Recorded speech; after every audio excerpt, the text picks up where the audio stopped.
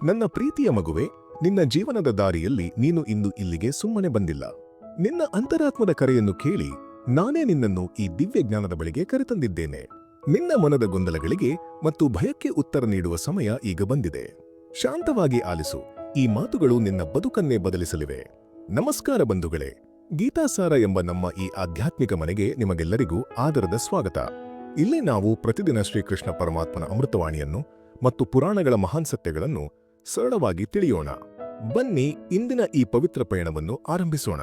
ಭಗವದ್ಗೀತೆಯನ್ನು ಕೇಳುವ ಭಾಗ್ಯ ಎಲ್ಲರಿಗೂ ಲಭಿಸುವುದಿಲ್ಲ ಎಂಬುದು ನಿಮಗೆ ತಿಳಿದಿದೆಯೇ? ಯಾರು ಇದನ್ನು ಆಲಿಸುತ್ತಾರೋ ಅವರು ಸಾಮಾನ್ಯ ಮನುಷ್ಯರಾಗಿ ಉಳಿಯುವುದಿಲ್ಲ. ನೀವು ಇಂದು ಈ ವಿಡಿಯೋವನ್ನು ವೀಕ್ಷಿಸುತ್ತಿದ್ದೀರಿ ಎಂದರೆ ಸ್ವತಃ ಶ್ರೀಕೃಷ್ಣನೇ ನಿಮ್ಮನ್ನು ಇಲ್ಲಿಗೆ ಕರೆತಂದಿದ್ದಾನೆ ಎಂದೇ ಅರ್ಥ. ಏಕೆಂದರೆ ಆತನ ಪ್ರೇರಣೆಯಿಲ್ಲದೆ ಗೀತೆಯ ದಿವ್ಯ ಜ್ಞಾನವನ್ನು ಪಡೆಯಲು ಯಾರಿಗೂ ಸಾಧ್ಯವಿಲ್ಲ. ಪೂರ್ಣ ನಂಬಿಕೆಯಿಂದ ಮತ್ತು ಶಾಂತ ಮನಸ್ಸಿನಿಂದ ನೀವು ಈ ವಿಡಿಯೋವನ್ನು ಕೊನೆಯವರೆಗೂ ಆಲಿಸಿದರೆ ನಿಮ್ಮ ಜೀವನದ ದೃಷ್ಟಿಕೋನವೇ ಸಂಪೂರ್ಣವಾಗಿ ಬದಲಾಗುತ್ತದೆ ಎಂದು ನಾವು ದೃಢವಾಗಿ ಹೇಳುತ್ತೇವೆ. ನಿಮ್ಮ ಎಲ್ಲ ಭಯಗಳು ದೂರವಾಗಿ ಮನಸ್ಸಿನಲ್ಲಿ ಹೊಸ ಭರವಸೆ ಮೂಡುತ್ತದೆ. ಇದು ಕೇವಲ ಒಂದು ಕಥೆಯಲ್ಲ, ಇದು ಅತ್ಯಂತ ಕಠಿಣ ಸಮಯದಲ್ಲಿಯೂ ನಮಗೆ ಸರಿಯಾದ ಹಾದಿಯನ್ನು ತೋರಿಸುವ ಪರಮಜ್ಞಾನವಾಗಿದೆ.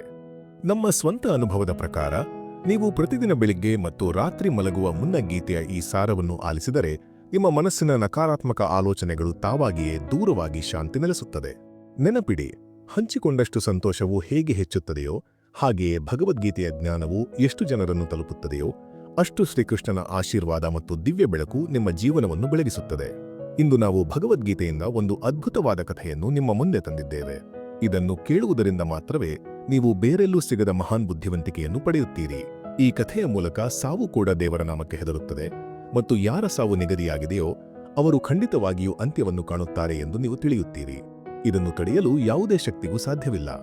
ಆದ್ದರಿಂದ ಸ್ನೇಹಿತರೆ, ಪೂರ್ಣ ಭಕ್ತಿ ಮತ್ತು ಶ್ರದ್ಧೆಯಿಂದ ಜೈ ಶ್ರೀ ರಾಧೇ ಕೃಷ್ಣ ಎಂದು ಪಠಿಸುತ್ತಾ ಈ ದಿವ್ಯ ಕಥೆಯನ್ನು ಕೇಳಲು ಪ್ರಾರಂಭಿಸಿ. ಈ ಕಥೆಯು ಮಹಾಭಾರತ ಮತ್ತು ಭಗವದ್ಗೀತೆಯ ಕಾಲದ್ದು. ಒಮ್ಮೆ ಒಂದು ಕಾಗೆಯು ಮಹಾವಿಷ್ಣುವಿನ ವಾಹನವಾದ ಗರುಡನೊಂದಿಗೆ ಗೆಳೆತನ ಮಾಡಿಕೊಂಡಿತು. ಅವರಿಬ್ಬರು ಅದೆಷ್ಟು ಆಪ್ತ ಸ್ನೇಹಿತರಾಗಿದ್ದರೆಂದರೆ ತಮ್ಮ ನಡುವೆ ಯಾವುದೇ ರಹಸ್ಯವನ್ನು ಇಟ್ಟುಕೊಳ್ಳುತ್ತಿರಲಿಲ್ಲ. ಒಂದು ದಿನ ಅವರಿಬ್ಬರೂ ನದಿಯ ದಡದಲ್ಲಿದ್ದ ಮರದ ಮೇಲೆ ಕುಳಿತು ಮಾತನಾಡುತ್ತಿದ್ದರು. ಆಗ ಅಲ್ಲಿಂದ ಸಾವಿನ ದೂತನಾದ ಯಮದೂತನು ಹಾದುಹೋದನು. ಆ ಯಮದೂತನು ಕಾಗೆಯನ್ನು ನೋಡಿ ನಿಗೂಢವಾಗಿ ನಕ್ಕನು. ಮೊದಲು ಗರುಡ ಮತ್ತು ಕಾಗೆ ಅದನ್ನು ಗಮನಿಸದೆ ಮಾತು ಮುಂದುವರಿಸಿದರು. ಆದರೆ ಮರುದಿನವೂ ಅದೇ ಘಟನೆ ಮರುಕಳಿಸಿತು. ಅದೇ ಯಮದೂತನು ಬಂದು ಕಾಗೆಯನ್ನು ನೋಡಿ ಅದೇ ರೀತಿ ನಕ್ಕನು. ಈ ಬಾರಿ ಕಾಗೆಗೆ ಅನುಮಾನ ಶುರುವಾಯಿತು. ಅದು ಗರುಡನಿಗೆ ತನ್ನ ಆತಂಕವನ್ನು ತಿಳಿಸಿತು. ಆ ಸಾವಿನ ದೂತನು ನನ್ನನ್ನು ನೋಡಿ ದಿನವೂ ನಗುತ್ತಿದ್ದಾನೆ ಎಂದರೆ ನನ್ನ ಸಾವು ಹತ್ತಿರವಿರಬಹುದು ಎಂದು ಕಾಗೆ ಭಯಪಟ್ಟಿತು. ಗರುಡನು ಕಾಗೆಯನ್ನು ಸಮಾಧಾನಪಡಿಸುತ್ತಾ ಅದು ಕೇವಲ ಕಾಕತಾಳೀಯವಿರಬಹುದು ಎಂದು ಹೇಳಿದನು. ಆದರೆ ಮುಂದಿನ 2-3 ದಿನಗಳು ಯಮದೂತನು ಇದನ್ನೇ ಮುಂದುವರಿಸಿದಾಗ ಕಾಗೆಯು ತಾನು ಸಾಯುವುದು ಖಚಿತ ಎಂದು ನಂಬಿತು. ಅದು ಗರುಡನಿಗೆ ತನ್ನನ್ನು ಉಳಿಸುವಂತೆ ಬೇಡಿಕೊಂಡಿತು. ಗರುಡನು ತನ್ನ ಸ್ನೇಹಿತನನ್ನು ಕಾಪಾಡಲು ನಿರ್ಧರಿಸಿ ಕಾಗೆಯನ್ನು ತನ್ನ ಬೆನ್ನ ಮೇಲೆ ಕೂರಿಸಿಕೊಂಡು ಆ ಕಾಡಿನಿಂದ ಸಾವಿರಾರು ಕಿಲೋಮೀಟರ್ ದೂರದಲ್ಲಿರುವ ಕೈಲಾಸ ಪರ್ವತಕ್ಕೆ ಕರೆದೊಯ್ದನು. ಅಲ್ಲಿ ಒಂದು ಗುಹೆಯೊಳಗೆ ಕಾಗೆಯನ್ನು ಬಿಟ್ಟು ಈಗ ನೀನು ಸುರಕ್ಷಿತ ಎಂದು ಹೇಳಿದನು. ಆದರೆ ಆಶ್ಚರ್ಯವೆಂದರೆ ಅವರು ಅಲ್ಲಿಗೆ ತಲುಪಿದ ತಕ್ಷಣ ಅಲ್ಲಿ ಈಗಾಗಲೇ ಯಮದೂತನು ನಿಂತಿದ್ದನು. ಯಮದೂತನು ತಕ್ಷಣವೇ ಕಾಗೆಯ ಮೇಲೆ ತನ್ನ ಪಾಶವನ್ನು ಎಸೆದು ಅದರ ಪ್ರಾಣವನ್ನು ತೆಗೆದನು. ಗರುಡನು ಇದನ್ನು ನೋಡಿ ದಿಗಿಲುಗೊಂಡು ಯಮದೂತನನ್ನು ಕೇಳಿದನು, ನೀನು ಈ ಕಾಗೆಯನ್ನು ಇಲ್ಲಿ ಏಕೆ ಕೊಂದೆ? ಅದಕ್ಕೆ ಯಮದೂತನು ಉತ್ತರಿಸಿದನು, ಇದರ ಸಾವು ಇದೇ ಸಮಯದಲ್ಲಿ ಇಲ್ಲಿಯೇ ಬರೆದಿತ್ತು, ಹಾಗಾಗಿ ಇದರ ಪ್ರಾಣವನ್ನು ತೆಗೆದುಕೊಂಡೆ. ಆಗ ಗರುಡನು ಕೇಳಿದನು, ಹಾಗಿದ್ದರೆ ಆ ಕಾಡಿನಲ್ಲಿ ನೀನು ಏಕೆ ನಗುತ್ತಿದ್ದೆ? ಯಮದೂತನು ಹೇಳಿದನು, ಈ ಕಾಗೆಯ ಸಾವು ಕೈಲಾಸ ಪರ್ವತದ ಮೇಲೆ ಬರೆದಿತ್ತು. ಆದರೆ 4-5 ದಿನಗಳ ಹಿಂದೆ ಇದನ್ನು ಆ ಕಾಡಿನಲ್ಲಿ ನೋಡಿದಾಗ ಅಷ್ಟು ದೂರದಲ್ಲಿರುವ ಈ ಕಾಗೆ ಇಷ್ಟು ಕಡಿಮೆ ಸಮಯದಲ್ಲಿ ಸಾವಿರಾರು ಮೈಲಿ ದೂರದ ಕೈಲಾಸಕ್ಕೆ ಹೇಗೆ ತಲುಪುತ್ತದೆ ಎಂದು ಯೋಚಿಸಿ ನನಗೆ ನಗು ಬರುತ್ತಿತ್ತು. ಇದರ ರೆಕ್ಕೆಗಳು ಚಿಕ್ಕದಾಗಿವೆ ಮತ್ತು ಅಷ್ಟು ದೂರ ಹಾರಲು ಇದಕ್ಕೆ ಸಾಧ್ಯವಿರಲಿಲ್ಲ. ಆದರೆ ನೋಡಿ, ಇದರ ಉತ್ತಮ ಸ್ನೇಹಿತನೇ ಇದನ್ನು ಇಲ್ಲಿಗೆ ಕರೆತಂದಿದ್ದಾನೆ. ವಿಧಿಯ ಬರಹ ಅದೆಷ್ಟು ಬಲವಾಗಿದೆ ಎಂದರೆ ಅದನ್ನು ತಪ್ಪಿಸಲು ಯಾರಿಂದಲೂ ಸಾಧ್ಯವಿಲ್ಲ. ಆದ್ದರಿಂದ ಬಂಧುಗಳೇ, ಜೀವನ ಮತ್ತು ಸಾವು ವಿಧಿಯ ಆಟವಾಗಿದೆ. ಇದರಿಂದ ತಪ್ಪಿಸಿಕೊಳ್ಳಲು ಅಥವಾ ಅಡಗಿಕೊಳ್ಳಲು ಸಾಧ್ಯವಿಲ್ಲ. ನೀವು ಬದುಕಿರುವವರೆಗೆ ನಿಮ್ಮನ್ನು ಯಾರೂ ಕೊಲ್ಲಲು ಸಾಧ್ಯವಿಲ್ಲ. ಆದರೆ ಸಾವು ಹತ್ತಿರ ಬಂದಾಗ ಯಾವುದೇ ಪ್ರಯತ್ನವೂ ನಿಮ್ಮನ್ನು ಉಳಿಸಲಾರದು. ಅದಕ್ಕಾಗಿಯೇ ಸಾವಿನ ಬಗ್ಗೆ ಹೆದರಬೇಡಿ. ಬೆಳಿಗ್ಗೆ ಮತ್ತು ಸಂಜೆ ಭಗವಂತನನ್ನು ಧ್ಯಾನಿಸಿ. ದೇವರು ನಮಗೆ ಎಲ್ಲೆಡೆ ಸಹಾಯ ಮಾಡುತ್ತಾನೆ, ಏಕೆಂದರೆ ಆತನ ನಾಮಸ್ಮರಣೆಯು ಸಾವನ್ನು ಕೂಡ ಮುಂದೂಡಬಲ್ಲದು. ಇದಕ್ಕೆ ಸಂಬಂಧಿಸಿದಂತೆ ಗೀತೆಯಲ್ಲಿ ಮತ್ತೊಂದು ಸುಂದರವಾದ ಕಥೆಯಿದೆ. ಕನ್ನೌಜ್ ಎಂಬ ಊರಿನಲ್ಲಿ ಅಜಾಮಿಲ ಎಂಬ ಒಬ್ಬ ಬ್ರಾಹ್ಮಣನಿದ್ದನು. ಈ ಅಜಾಮಿಲನು ಮೊದಲು ಮಹಾನ್ ವಿದ್ವಾಂಸನಾಗಿದ್ದನು. ಅವನು ವಿನಯ, ಸನ್ನಡತೆ ಮತ್ತು ಸದ್ಗುಣಗಳ ಗಣಿಯಾಗಿದ್ದನು. ಅವನು ಬ್ರಹ್ಮಚಾರಿಯಾಗಿದ್ದು ಜಿತೇಂದ್ರಿಯನು ಮತ್ತು ಮಂತ್ರಗಳನ್ನು ಬಲ್ಲವನೂ ಆಗಿದ್ದನು. ಅವನು ಸದಾ ಗುರುಗಳನ್ನು ಮತ್ತು ಸಂತರನ್ನು ಸೇವಿಸುತ್ತಿದ್ದನು. ಒಮ್ಮೆ ತಂದೆಯ ಆಜ್ಞೆಯಂತೆ ಹೂವು ಹಣ್ಣುಗಳನ್ನು ತರಲು ಕಾಡಿಗೆ ಹೋಗಿದ್ದಾಗ ಅಲ್ಲಿ ಒಬ್ಬ ಕುಡುಕ ಮನುಷ್ಯನು ವೇಶ್ಯೆಯೊಂದಿಗೆ ಮದ್ಯಪಾನ ಮಾಡುತ್ತಾ ಸುತ್ತಾಡುವುದನ್ನು ನೋಡಿದನು. ಅಜಾಮಿಲನು ಏನನ್ನೂ ಮಾಡದಿದ್ದರೂ ಅವರನ್ನು ನೋಡಿದ ತಕ್ಷಣ ಆತನ ಮನಸ್ಸಿನಲ್ಲಿ ಕಾಮವು ಜಾಗೃತವಾಯಿತು. ತನ್ನ ಮನಸ್ಸನ್ನು ನಿಯಂತ್ರಿಸಲು ಎಷ್ಟೇ ಪ್ರಯತ್ನಿಸಿದರೂ ಅವನು ಸೋತನು. ಅಂದಿನಿಂದ ಅವನು ಆ ವೇಶ್ಯೆಯ ಬಗ್ಗೆಯೇ ಯೋಚಿಸಲು ಶುರು ಮಾಡಿದನು. ಅಜಾಮಿಲನು ತನ್ನ ಧರ್ಮದಿಂದ ದೂರ ಸರಿದನು. ಅವಳನ್ನು ಮೆಚ್ಚಿಸಲು ಸುಂದರವಾದ ಬಟ್ಟೆಗಳು ಮತ್ತು ಆಭರಣಗಳನ್ನು ಕೊಳ್ಳಲು ಶುರು ಮಾಡಿದನು. ತನ್ನ ತಂದೆಯ ಎಲ್ಲಾ ಆಸ್ತಿಯನ್ನು ಅವಳಿಗಾಗಿಯೇ ಖರ್ಚು ಮಾಡಿದನು. ಕೊನೆಗೆ ತನ್ನ ಗುಣವಂತ ಪತ್ನಿಯನ್ನು ತ್ಯಜಿಸಿ ಆ ವೇಶ್ಯೆಯೊಂದಿಗೆ ವಾಸಿಸಲು ಶುರು ಮಾಡಿದನು. ಕೆಟ್ಟ ದಾರಿಯಲ್ಲಿ ಹಣ ಗಳಿಸಲು ಕಳ್ಳತನ, ಜೂಜು ಮತ್ತು ವಂಚನೆಯನ್ನು ಆಶ್ರಯಿಸಿದನು. ಹೀಗೆ 70-80ಕ್ಕೂ ಹೆಚ್ಚು ವರ್ಷಗಳು ಕಳೆದವು. ಒಮ್ಮೆ ಆತನ ಹಳ್ಳಿಗೆ ಕೆಲವು ಸಂತರು ಬಂದರು. ಅವರು ತಂಗಲು ಒಬ್ಬ ಬ್ರಾಹ್ಮಣನ ಮನೆಯನ್ನು ಕೇಳಿದಾಗ ಜನರು ತಮಾಷೆಗಾಗಿ ಅಜಾಮಿಲನ ಮನೆಯನ್ನು ತೋರಿಸಿದರು. ಸಂತರು ಅಜಾಮಿಲನ ಮನೆಗೆ ಹೋಗಿ ಆಹಾರ ಮತ್ತು ವಸತಿಯನ್ನು ಕೇಳಿದರು. ಅಜಾಮಿಲನು ಅವರಿಗೆ ಪ್ರೀತಿಯಿಂದ ಊಟ ಬಡಿಸಿದನು. ಅಂದು ರಾತ್ರಿ ಸಂತರು ಅಲ್ಲಿ ಹರಿಕೀರ್ತನೆಯನ್ನು ಮಾಡಿದರು. ಆ ಕೀರ್ತನೆಯನ್ನು ಕೇಳಿದ ಅಜಾಮಿಲನಿಗೆ ತನ್ನ ಹಳೆಯ ನೆನಪುಗಳು ಮರುಕಳಿಸಿದವು ಮತ್ತು ಅವನ ಕಣ್ಣಲ್ಲಿ ನೀರು ತುಂಬಿತು. ಬೆಳಿಗ್ಗೆ ಸಂತರು ಹೊರಡುವಾಗ ಅಜಾಮಿಲನು ತನ್ನ ಪಾಪಗಳನ್ನು ಒಪ್ಪಿಕೊಂಡು ತಾನು ಮಹಾನ್ ಪಾಪಿ ಎಂದು ಕ್ಷಮೆ ಕೇಳಿದನು. ಸಂತರು ಅವನನ್ನು ನೋಡಿ ಮರುಗಿದರು ಮತ್ತು ಅವನಿಗೆ 9 ಮಕ್ಕಳಿದ್ದಾರೆ ಹಾಗೂ ಪತ್ನಿ ಗರ್ಭಿಣಿಯಾಗಿದ್ದಾಳೆ ಎಂದು ತಿಳಿದು ಅವನಿಗೆ ಒಂದು ಸಲಹೆ ನೀಡಿದರು. ಹುಟ್ಟುವ ಮಗನಿಗೆ ನಾರಾಯಣ ಎಂದು ಹೆಸರಿಡುವಂತೆ ತಿಳಿಸಿ ಹರಸಿ ಹೋದರು. ಅಜಾಮಿಲನು ತನ್ನ ಮಗನಿಗೆ ನಾರಾಯಣ ಎಂದು ಹೆಸರಿಟ್ಟನು ಮತ್ತು ಆ ಮಗನ ಮೇಲೆ ಅತಿಯಾದ ಪ್ರೀತಿಯನ್ನು ಹೊಂದಿದ್ದನು.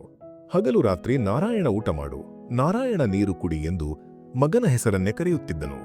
ಅಜಾಮಿಲನಿಗೆ 88 ವರ್ಷಗಳಾದವು. ಸಾವು ಹತ್ತಿರ ಬಂದಿರುವುದು ಅವನಿಗೆ ತಿಳಿಯಲೇ ಇಲ್ಲ. ಇದ್ದಕ್ಕಿದ್ದಂತೆ ಅವನ ಮುಂದೆ 3 ಭಯಾನಕ ಯಮದೂತರು ಕಾಣಿಸಿಕೊಂಡರು. ಅವರನ್ನು ಕಂಡು ಹೆದರಿದ ಅಜಾಮಿಲನು ಪಕ್ಕದಲ್ಲೇ ಆಟವಾಡುತ್ತಿದ್ದ ತನ್ನ ಮಗನನ್ನು ರಕ್ಷಿಸು ಎಂದು ಕೂಗಿದನು. ಅವನು ನಾರಾಯಣ ನಾರಾಯಣ ನನ್ನನ್ನು ಕಾಪಾಡು ಎಂದು ಮಗನನ್ನು ಕರೆಯುತ್ತಿದ್ದರು. ಆ ಶಬ್ದವು ಭಗವಂತನ ನಾಮವಾಗಿತ್ತು. ತಕ್ಷಣವೇ ವಿಷ್ಣುದೂತರು ಅಲ್ಲಿಗೆ ಆಗಮಿಸಿದರು. ಯಮದೂತರು ಅಜಾಮಿಲನ ಪ್ರಾಣವನ್ನು ಎಳೆಯುತ್ತಿದ್ದಾಗ ವಿಷ್ಣುದೂತರು ಅವರನ್ನು ತಡೆದರು. ಯಮದೂತರು ಅಚ್ಚರಿಯಿಂದ ನೀವು ಧರ್ಮರಾಜನ ಆಜ್ಞೆಯನ್ನು ಮೀರುತ್ತಿರುವುದು ಯಾರು ಎಂದು ಕೇಳಿದರು. ಆಗ ವಿಷ್ಣುದೂತರು ನಗುತ್ತಾ ಅಜಾಮಿಲನು ತನ್ನ ಅಂತಿಮ ಕ್ಷಣದಲ್ಲಿ ಪರಮಾತ್ಮನಾದ ನಾರಾಯಣನ ನಾಮವನ್ನು ಪಠಿಸಿದ್ದಾನೆ, ಆದ್ದರಿಂದ ಆತನ ಎಲ್ಲಾ ಪಾಪಗಳು ಈಗಲೇ ನಾಶವಾಗಿವೆ ಎಂದು ಹೇಳಿದರು. ನಾರಾಯಣ ಎಂಬ ಈ 4 ಅಕ್ಷರಗಳ ಮಹಿಮೆ ಅಂತಹದ್ದು. ಕಳ್ಳತನ ಮಾಡಿದವನು, ಮದ್ಯಪಾನಿ ಅಥವಾ ಮಿತ್ರದ್ರೋಹಿ ಯಾರೇ ಆಗಿರಲಿ, ಭಗವಂತನ ನಾಮವನ್ನು ಉಚ್ಚರಿಸಿದರೆ ಅವರೆಲ್ಲರೂ ಪವಿತ್ರರಾಗುತ್ತಾರೆ. ಇದರಿಂದ ಅಜಾಮಿಲನು ಯಮದೂತರ ಪಾಶದಿಂದ ಮುಕ್ತನಾದನು. ಈ ಘಟನೆಯಿಂದ ಅಜಾಮಿಲನಿಗೆ ಜ್ಞಾನೋದಯವಾಯಿತು. ಅವನು ಹರಿದ್ವಾರಕ್ಕೆ ಹೋಗಿ ಯೋಗದ ಮೂಲಕ ತನ್ನ ಮನಸ್ಸನ್ನು ಪರಮಾತ್ಮನಲ್ಲಿ ಲೀನಗೊಳಿಸಿದನು. ಕೊನೆಯಲ್ಲಿ ವಿಷ್ಣುದೂತರು ಅವನನ್ನು ವೈಕುಂಠಕ್ಕೆ ಕರೆದೊಯ್ದರು. ಪರೀಕ್ಷಿತ್ ಮಹಾರಾಜನೇ, ಈ ಇತಿಹಾಸವು ಅತ್ಯಂತ ರಹಸ್ಯವಾದುದು ಮತ್ತು ಪಾಪಗಳನ್ನು ನಾಶಪಡಿಸುವಂತಹುದು. ಯಾರು ಇದನ್ನು ಭಕ್ತಿಯಿಂದ ಕೇಳುತ್ತಾರೋ ಅವರು ನರಕಕ್ಕೆ ಹೋಗುವುದಿಲ್ಲ. ಅಜಾಮಿಲನಂತಹ ಪಾಪಿಯೇ ಮಗನ ಹೆಸರಿನ ನೆಪದಲ್ಲಿ ದೇವರನ್ನು ಸ್ಮರಿಸಿ ವೈಕುಂಠವನ್ನು ಪಡೆದ ಮೇಲೆ ಇನ್ನು ನಂಬಿಕೆಯಿಂದ ಭಗವಂತನನ್ನು ಪೂಜಿಸುವವರ ಕಥೆಯೇನು? ಯಮರಾಜನೇ ತನ್ನ ದೂತರಿಗೆ ಹೇಳಿದನು, ಯಾರು ಭಗವಂತನ ಭಕ್ತರೋ ಮತ್ತು ಯಾರ ನಾಲಿಗೆ ಸದಾ ಹರಿನಾಮವನ್ನು ಪಠಿಸುತ್ತದೆಯೋ ಅಂತಹವರ ಹತ್ತಿರವೂ ಸುಳಿಯಬೇಡಿ. ಶ್ರೀಕೃಷ್ಣನು ಗೀತೆಯಲ್ಲಿ ಹೇಳಿದಂತೆ ನಾವು ಮಾಡುವ ಪ್ರತಿಯೊಂದು ಕೆಲಸದ ಫಲವನ್ನು ನಾವು ಉಣ್ಣಲೇಬೇಕು. ಪ್ರಕೃತಿಯು ನಮ್ಮ ಪ್ರತಿ ಕಾರ್ಯದ ಮೇಲೆ ಕಣ್ಣಿಟ್ಟಿದೆ. ಪ್ರತಿಯೊಬ್ಬ ಮನುಷ್ಯನು ತನ್ನ ತಪ್ಪುಗಳನ್ನು ಒಪ್ಪಿಕೊಂಡರೆ ಅವನು ಜೀವನದಲ್ಲಿ ಯಶಸ್ಸನ್ನು ಸಾಧಿಸುತ್ತಾನೆ. ನಮ್ಮ ದೇಹವು ಮಣ್ಣಿನಿಂದ ಮಾಡಲ್ಪಟ್ಟಿದೆ ಮತ್ತು ಮಣ್ಣಿನಲ್ಲೇ ಸೇರುತ್ತದೆ, ಆದರೆ ಆತ್ಮವು ಅಮರವಾದುದು. ಆದ್ದರಿಂದ ನಾವು ಲೋಭವನ್ನು ಬಿಟ್ಟು ಪುಣ್ಯದ ಹಾದಿಯಲ್ಲಿ ನಡೆಯಬೇಕು. ಮನುಷ್ಯನು ಸದಾ ಬೇರೆಯವರ ಜೀವನವನ್ನು ನೋಡಿ ಚಿಂತಿಸುತ್ತಾನೆ, ಆದರೆ ತನ್ನ ಜೀವನದಲ್ಲಿ ಇರುವ ಸುಖವನ್ನು ಕಾಣುವುದಿಲ್ಲ. ನಮಗೆ ಸಿಕ್ಕ ಸಮಯದಲ್ಲಿ ನಮ್ಮ ಕರ್ಮವನ್ನು ಸರಿಯಾಗಿ ಮಾಡುವುದೇ ನಮಗಿರುವ ದಾರಿ. ಶ್ರೀಕೃಷ್ಣನು ಹೇಳಿದಂತೆ ಯಶಸ್ಸಿಗೆ ಆಲೋಚನೆ ಮತ್ತು ಕ್ರಿಯೆ ಎರಡೂ ಮುಖ್ಯ. ಕೇವಲ ಯೋಚನೆ ಮಾಡುತ್ತಾ ಕುಳಿತರೆ ಅಥವಾ ಯೋಚನೆ ಇಲ್ಲದೆ ಕೆಲಸ ಮಾಡಿದರೆ ಯಶಸ್ಸು ಸಿಗುವುದಿಲ್ಲ. ಮರವನ್ನು ಕಡಿಯಬೇಕಾದರೆ ಕೊಡಲಿಯನ್ನು ಸರಿಯಾದ ದಿಕ್ಕಿನಲ್ಲಿ ಬೀಸಬೇಕು. ಹಾಗೆಯೇ ಜೀವನದ ಗುರಿಯನ್ನು ಸಾಧಿಸಲು ಅರ್ಜುನನಂತೆ ಏಕಾಗ್ರತೆ ಇರಬೇಕು. ಗುರು ದ್ರೋಣಾಚಾರ್ಯರು ಪರೀಕ್ಷೆ ಮಾಡಿದಾಗ ಅರ್ಜುನನಿಗೆ ಕೇವಲ ಹಕ್ಕಿಯ ಕಣ್ಣು ಮಾತ್ರ ಕಂಡಿತು, ಉಳಿದವರಿಗೆ ಮರ ಮತ್ತು ಎಲೆಗಳು ಕಂಡವು. ಆದ್ದರಿಂದ ನಿಮ್ಮ ಗುರಿಯ ಮೇಲೆ ಮಾತ್ರ ಗಮನವಿಡಿ. ನಿಮ್ಮ ಕಠಿಣ ಪರಿಶ್ರಮವೇ ನಿಮ್ಮ ಜೀವನವನ್ನು ರೂಪಿಸುತ್ತದೆ. ವಿಮರ್ಶೆ ಮತ್ತು ಟೀಕೆಗಳನ್ನು ಪ್ರಗತಿಯ ಮೆಟ್ಟಿಲನ್ನಾಗಿ ಮಾಡಿಕೊಳ್ಳಿ. ಸೋದರ ಸೋದರಿಯರೇ, ಈ ದಿವ್ಯ ಜ್ಞಾನವು ನಿಮ್ಮ ಜೀವನದಲ್ಲಿ ಬೆಳಕನ್ನು ತರಲಿ ಎಂದು ನಾವು ಹಾರೈಸುತ್ತೇವೆ. ಈ ವಿಡಿಯೋ ನಿಮಗೆ ಇಷ್ಟವಾದರೆ ದಯವಿಟ್ಟು ಲೈಕ್ ಮಾಡಿ ಮತ್ತು ನಮ್ಮ ಗೀತಾಸಾರ ಚಾನೆಲ್ಗೆ ಸಬ್ಸ್ಕ್ರೈಬ್ ಮಾಡಿ. ಬೆಲ್ ಐಕಾನ್ ಒತ್ತಿ, ಇದರಿಂದ ನಮ್ಮ ಮುಂದಿನ ಪ್ರತಿಯೊಂದು ವಿಡಿಯೋವನ್ನು ನೀವು ವೀಕ್ಷಿಸಬಹುದು.